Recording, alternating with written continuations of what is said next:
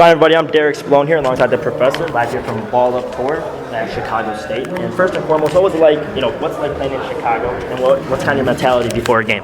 Yeah, playing in Chicago is always a good game. Right. Chicago, the way they play, they're like rugged and physical. Yeah. So that's what you always get when you come out here. So, but we do always get a good crowd. I've never come to Chicago when it wasn't one of our better games of the summer. Yeah. So it was tight. There was a lot of people there tonight. They showed a lot of energy. Like I said, the game was physical. It was close, but I'm glad we got the victory. So it was fun. You guys still got the victory, and I know you chose the two players from the other team as well. But also going back a little bit, you grew up in Oregon. Can you kind of talk about basketball and what it means to you and kind of your journey here? Right. For me, basketball, I mean, it was a passion growing up. It was what I love to do. So my skills were patented just basically through playing every chance I got growing up, being in the gym anywhere between 2 to 8 hours a day, like crazy. So. Right, and then obviously, you guys are Ball Up, and you were with And One. Can you kind of talk about that transition and maybe, ultimately why you chose Ball Up? I know there was some things went on with And One, but just the transition, how you were able to deal with that. Mm-hmm. Yeah, no doubt. So a lot of people don't know. From 2003 to 2010, And One was bought out like 3 or 4 times. Oh, okay, wow. So even after that first initial buyout, 2006, it got in the hands of people who weren't really too familiar with basketball and didn't know that the brand was built off Streetball. Right. And they were really in the shoe business, and that was it.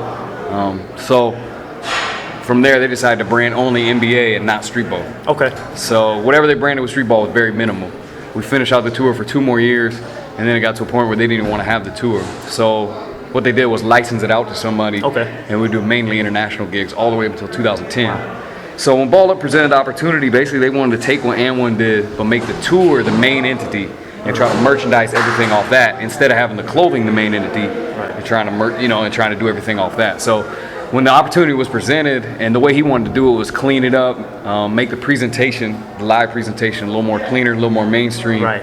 And start the TV show again, begin to market, and then actually have like a growth pattern. With And One, where we're at, it was just one-off games. There's no growth.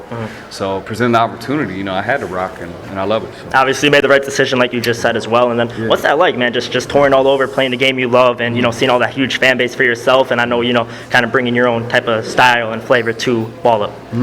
Oh, it's great. I mean, it's like a dream come true. I wanted to play ball always for a living. I never thought street ball would be the outlet, but when it is, I kind of realized that was my true calling anyway. So I love it, man. It's a blessing. Got to play in over 40 countries now. Oh, wow. That's amazing, man. Been in tons of cities in the U.S. and just trying to keep it moving, man. Definitely a once-in-a-lifetime opportunity, like you said. Now, just a couple of questions about yourself, man. See, my nickname is D-Rock. I know your name is Professor. How'd you get that nickname, man? How'd you kind of earn that nickname? I know you got to earn them, obviously. Yeah. How do you feel you got that? Yeah, I got it from Duke Tango, actually, 2003. I think it was a correlation of my game and the way I look, but he said I was schooling people on the court. Yeah. Just call me Professor. Yeah. There you go. And we saw the Spider-Man video as well, like I said. What was that like? Did they really not know that was you, or was it kind of just like, I don't know, man, it looked like a lot of kids were coming up to you asking you, did you verse Batman and stuff like that? What was that, man? Yeah, it was a lot of fun, man. No, I never took off. I went there as Spider-Man and left as Spider-Man. So basically with my videos, when I put them out, they only go out to a basketball audience, and then even smaller people who like flashy basketball. Right. So my YouTube and all on social networks will continue to grow, kind of, but I want to do something that could possibly go viral. And I saw a lot of correlation between superheroes and basketball, but nobody ever actually did it like that. And so we just gave it a try. I like superheroes. Went out there and just had a good time, and turned out great. Like, couldn't have been better. So definitely. I mean, a lot of people got surprised probably by getting schooled by Spider-Man, I should say. Yeah. There's a couple more questions about yourself. Sure. What's it like kind of giving back to your hometown? I know you try to get some camps, am I not mistaken, and try to kind of give back to the community. What's that kind of like, and to obviously help the youth who want to maybe be in your shoes or play at the next level as well? Yeah. Well, I actually don't live in my hometown where I used to live anymore. I do try to get back to the youth. For me, these days, I actually gave my life to Jesus Christ in 2009. So for me, I use basketball as a platform to spread the word of God to whoever, not just hometown, but just whoever's following. You know what I mean? Right. It's mainly the youth, like you said. I haven't actually had a chance to do a camp in my hometown. A lot of people in my hometown, they do support, but there's not a big basketball audience. It's not a basketball town where I'm from. And I wasn't a hometown hero before that either. Like, I barely made my JUCO team, but I had gotten a lot better after that. And so one of these days, I do want to do a game in my hometown and expand with a camp. I'd like to give back to my high school that I went to, and and expand. But yeah, so for now, I mean, it's always about give back to the youth, not just in my hometown. Actually, I've lived in Los Angeles since 2007, so I don't get back there as much.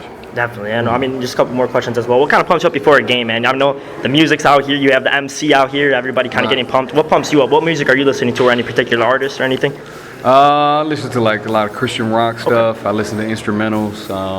But for me, it's just like visualization, just visualizing the game, just getting in the mode where I'm focused, and yeah.